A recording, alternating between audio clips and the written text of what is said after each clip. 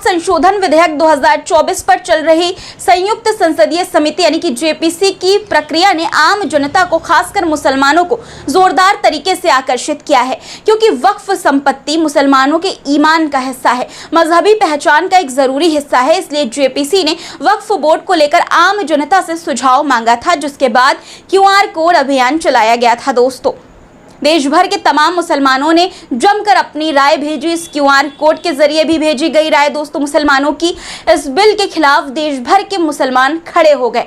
अब ये सामने आ गया है कि कितने ईमेल जेपीसी के पास पहुंचे हैं।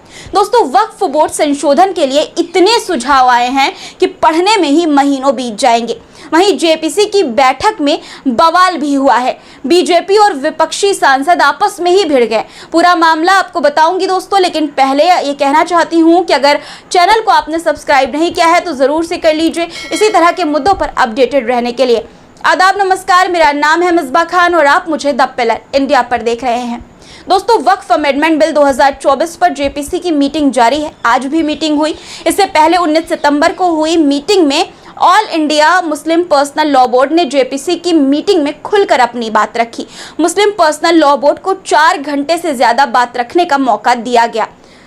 प्रोफेसर फैजान मुस्तफ़ा ने कहा कि इस बिल में कलेक्टर को दिए गए अधिकारों का विरोध किया जाना चाहिए। वो अधिकार बहुत ज़्यादा है। ये ना सिर्फ गलत है बल्कि हमारे मजहब के अंदरूनी मामलों में सीधा हस्तक्षेप है। मुस्लिम पर्सनल लॉ बोर्ड का साफ कहना है कि देश भर के मुसलमान इस बिल के खिलाफ हैं और इसे या तो पूरी तरह से रद्द किया जाना चाहिए यानी कि रिजेक्ट किया जाना चाहिए, या मुसलमानों की राय इसमें शामिल की जानी चाहिए।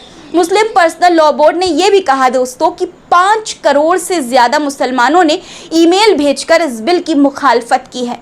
ना जाने कितने ईमेल दोस्तों फेल हो गए, पहुंच नहीं पाए, वरना ये नंबर और भी ज्यादा हो सकता था।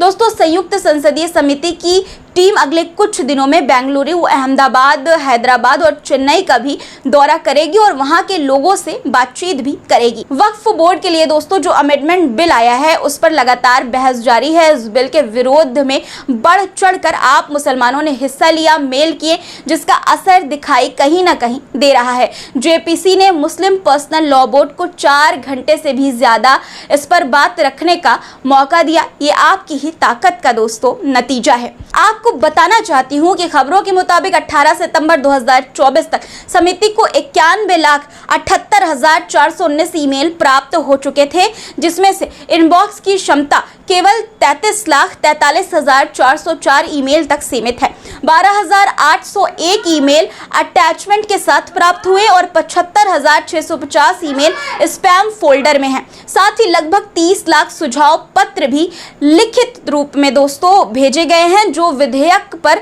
लोगों की गहरी दिलचस्पी को दिखाता है।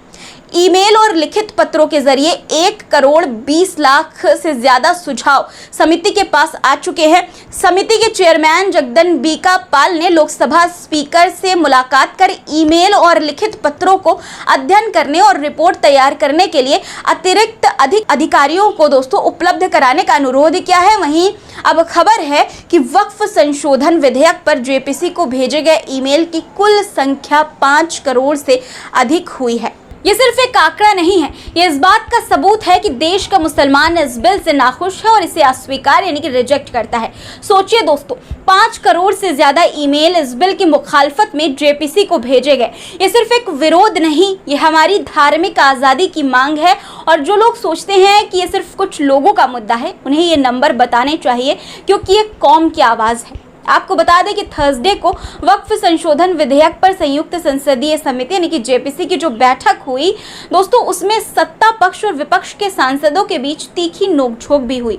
बीजेपी की राज्यसभा सांसद मेधा कुलकर्णी और आम आदमी पार्टी के राज्यसभा सांसद संजय सिंह के बीच बैठक के दौरान तीखी बहस हो गई। बीजेपी सांसद मेधा कुलकर्णी ने संजय सिंह पर उनके साथ अपमानजनक तरीके से बात करने का आरोप लगाया।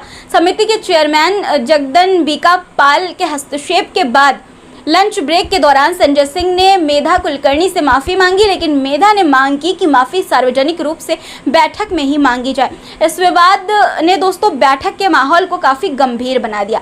वहीं अब आज यानी कि 20 सितंबर को मुस्लिम समाज की तरफ से बिल पर अपना पक्ष रखने के लिए आए पसमानदा मुस्लिम महाज के प्रतिनिधियों ने बिल का पुरजोर शब्दों में समर्थन किया है दोस्तों। तो यही वक्फ संशोधन बिल और जेपीसी की बैठक को लेकर अब तक की पूरी अपडेट थी।